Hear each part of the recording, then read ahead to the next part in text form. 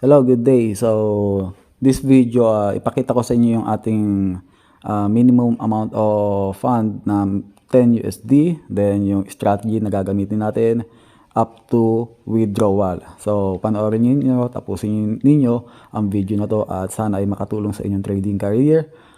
Kung kayo ay may mga katanungan, huwag kayong mag-hesitate na mag-message sa aking Facebook group o kaya sa aking YouTube channel.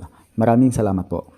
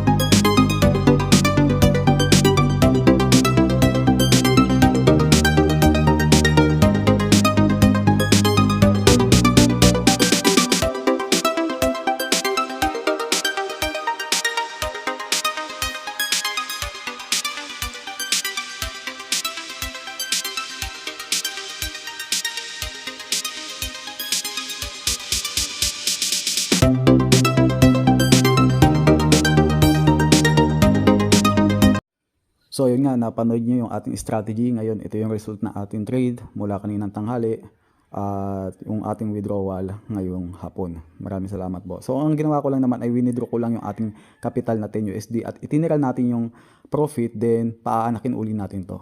Bali, tingnan nyo yung ating withdrawal ngayong hapon.